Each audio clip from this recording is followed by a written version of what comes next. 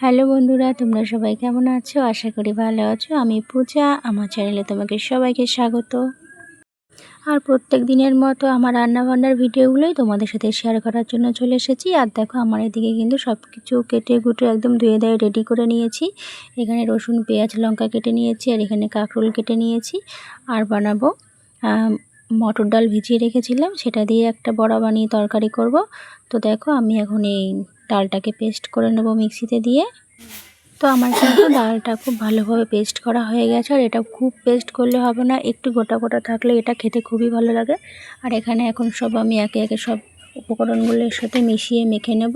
তো দেখো, এখানে আমি লঙ্কা গুঁড়ো, হলুদ গুঁড়ো, পেঁয়াজ, নুন, স্বাদ মতো একটু চিনি দিয়ে এটাকে ভালো করে মাখিয়ে নিয়ে কড়াইতে তেল গরম করে কিন্তু একটা একটা করে সুন্দর করে বড়াগুলো ভেজে নিয়েছি। লাল লাল করে একটু সময় নিয়ে ভাজতে হবে বড়াগুলোকে।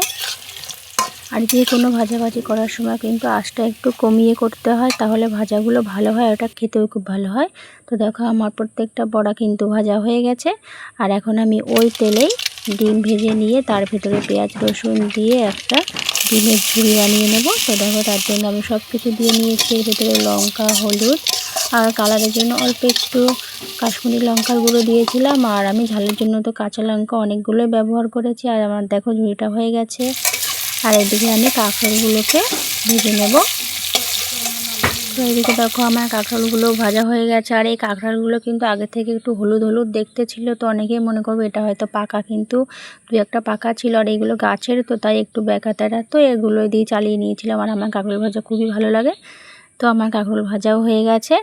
আর এখন আমি যে ডালটা দিয়ে বড়া করেছিলাম, ওই বড়ারই একটা তরকারি করব। তো কড়াইতে দেখো তেল গরম করে এর ভিতরে ছোটো ছোটো করে আলু কেটে আমি এগুলোকে হালকা করে ভেজে নিয়ে তার ভেতরে কিন্তু সব কিছু মশলার একটা পেস্ট বানিয়ে নিয়ে হালকা করে জল দিয়ে কিছুক্ষণের জন্য রেখে দিয়ে, তো এদিকে দেখো, আমার কিন্তু আলুটা খুব ভালো করে ভাজা হয়ে গেছে। আলু ভাজার ভেতর কিন্তু আমার মশলার পেস্টটা দিয়ে কিছুক্ষণ এটাকে কষিয়ে নিয়ে জল ঢেলে দিয়ে খানিকক্ষণ এটাকে ফুটিয়ে নিতে হবে। তারপর বড়াগুলো সব দিয়ে আরও খানিকক্ষণ ফুটিয়ে নিতে হবে। আর নামানোর সময় অল্প একটু গরম মশলা দিয়ে নামিয়ে নিতে হবে, তাহলেই তৈরি হয়ে যাবে বড়া দিয়ে আলুর ঝোল। কিন্তু এটা কিন্তু খুবই খেতে ভালো হয়। তো ফাইনালি আমার সব রান্না শেষ। আজকে দেখো আমি কী রান্না করেছি। আমি করেছি ডিম দিয়ে পেঁয়াজ রসুন দিয়ে একটা ডিমের ঝুড়ি করেছি, কাঁকরোল ভাজা করেছি, আর বড়া আলুর তরকারি করেছি। তো তোমার যদি আমার রেসিপিগুলো ভালো লাগে, তো তোমরা বাড়িতে ট্রাই করে বানিয়ে খেয়ে দেখো, আর আমাকে খেয়ে জানিও কেমন হয়েছে। তো আমার রান্নাগুলো ভালো লাগলে প্লিজ লাইক কমেন্ট শেয়ার করে দিও।